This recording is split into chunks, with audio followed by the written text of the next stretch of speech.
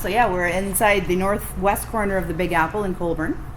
The brewery was established 2.5 years ago, so we're still fairly new, but making some nice headway, especially with word of mouth and the cottage crowd that passes by weekly. And we use all Ontario juices and product.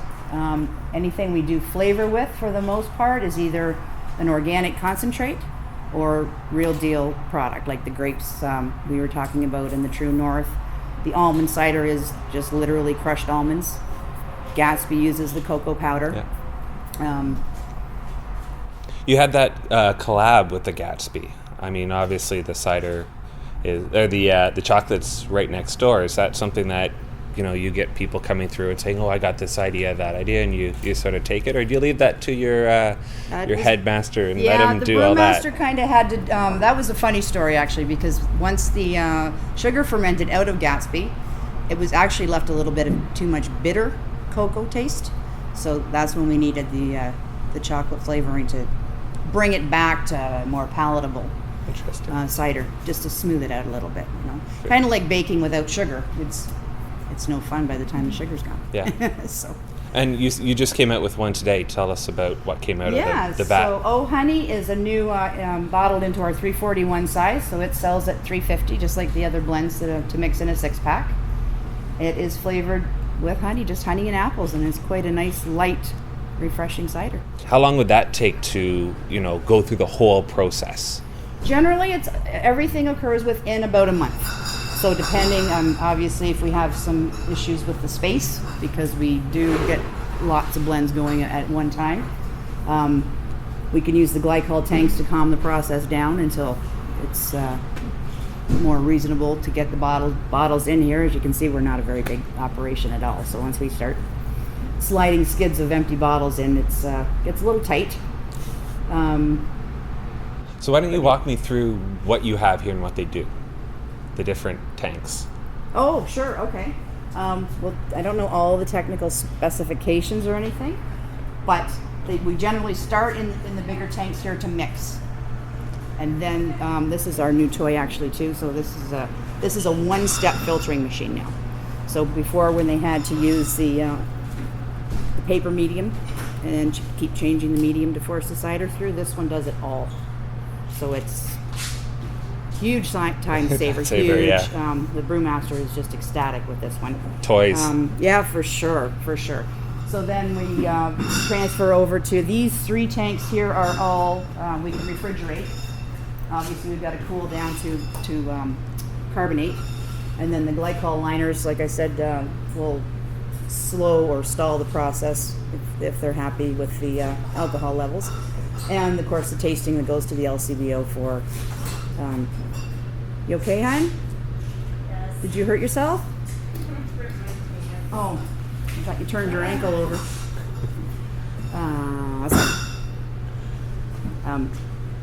What was I saying? they go to the LCBO. Oh yeah, of sampling. course. Yeah, well, I'm sure everybody has to, so that that just sort of sits until we get word back that yes, everything's in line with what we say it is and everything, and the levels are all proper and whatever. We do use sulfites in all our ciders, just to keep the sparkle.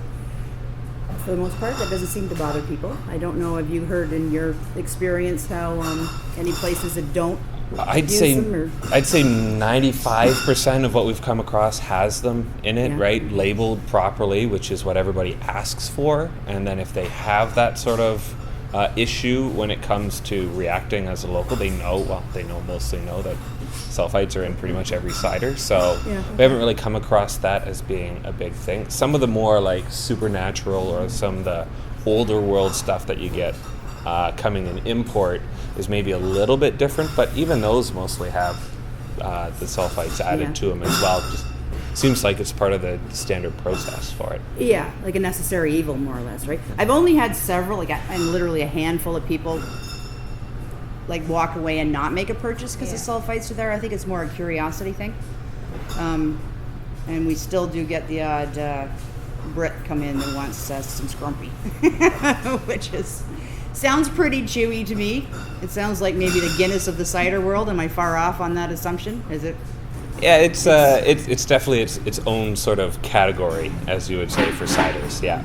So I've never had it myself. There's only a few that are making it in the area, right? So and since you're at the festival tomorrow, you might have a chance to sneak out and grab one or two. Yeah, right? I hope we have time to get a break and scooch around. There's a few I want to check out there. If I remember correctly, there's a break in the middle of the day when they switch from the morning to the and then everything sort of calms down and everybody goes and chats with each other. So there's a good time there, and it doesn't open till 5 for the VIP session. Right. Yeah. So there's a bit of time there, and then earlier on, I think they said they were letting people in as early as 7, and if you're set up, then wander and go visit others and try some others. Great.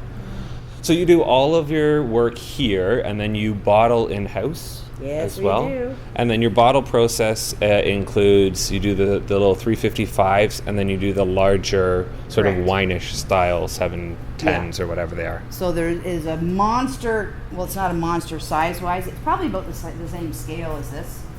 I think it holds 324s as they're washed and go through. It scares me to death, so I'll even walk past it like this if I don't have my safety glasses on, and it still freaks me out. We do, me and my team here do the 750 ml bottles, and it's just in, we can do fill 4 at a time, so it's a smaller manual setup. And then the cork and cage and everything, that sits here. We share the bottling with Wapus, so it goes back and forth as required. And barley days. Might as well use it rather than having sit, right? So, and it's all about the sure. economies and the ability to get what you need done. So, do you bottle and ferment and do all of this all year long, or is there like sort of a lull at some point? No, for the most part, we have inventory of the juices ready to go. We have, pretty consistently, I would say at least once a month, we're taking something off. And then you get all of your apples locally sourced. All Ontario, yes, for the most part, yeah. So Clarington's about 40 minutes away from here. That's where we source the juice at Algoma Juice. I guess some of the other things that I'm wondering about are the system that you bottle here. It's all bottled and it's all available here at the tap. Do you do kegs or casks for restaurants or events? Absolutely, yeah. We have licensees from West End Toronto through to Ottawa right now. Kingston, Port Hope, Cobourg, quite a few in Toronto. And how does that process work with getting your name out into the crowd? Is there a lot of, you have a rep, I'm assuming, who goes out, and then has there been like positive reaction with regards to, oh yeah, we know who you are, that type of thing, or do you still have to sort of sell a little bit? No, for the most part, people that, in today's technology, obviously they're Googling us if they've had the cider in a restaurant, and then make sure that for the most part, hopefully most of them are stopping by for their home consumption on the way through. For the most part, this is a huge stop between Toronto and Kingston or beyond. Montreal goers, Ottawa. So they and it's so handy, right straight off the highway. So it's an easy off and on to stop by and make a purchase. Because we do, it's funny, some days you get a lot of curiosity and just some samples and no purchase. And then, like when my cottagers come through, they're just grabbing hand over fist, packing it up, let's get it to the cottage and keep going.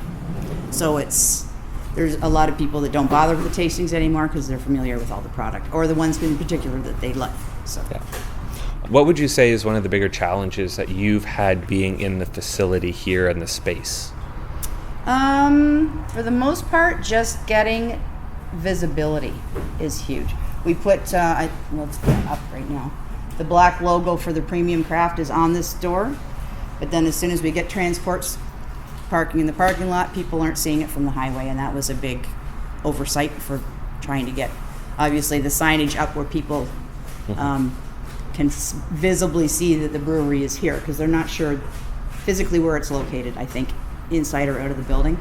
Yeah. The other problem is the our ongoing people that just come strictly for their pies. In the front door to the pies, out the front door, gone again. Right. So hence my the signage. The new I wanted to signage get, there. Yeah, hung Yeah. up and Excellent. big arrows everywhere to let them know what's going on. And staff-wise, what does that consist of? How many people? What are their Yeah. roles in general? So I've got my students over the summer. I have 3, and I've just nicely hired on 2 full-time for over the winter. Excellent. So that'll get everybody some days off and keep it going, because it does really. Weekends are still pretty consistent regardless of the weather, Yeah. you know, or the seasons. And I guess my final question is there anything you're looking forward to in the next little while with regards to the business and what's going on? Yes, I've requested. Anything you can tell? I've requested a mulled cider to come out for the fall.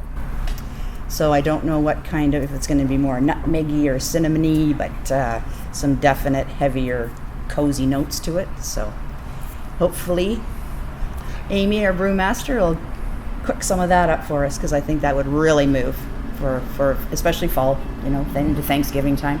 Yeah, especially the ones where you can even have it warmed up, right? Exactly. Would be, and I've had a few where, yeah, they're really surprising. They're very Yeah. good. So I'm looking forward to see Well, that. she So doesn't disappoint, so I'm sure as long as we can fit it in the rotation here, it should be a really nice one, and I'm really looking forward to that one. thank you so much. Good luck at the festival tomorrow. Thank you. I probably see it. I hope pop by and see us again too, and then I'll know what we're tasting.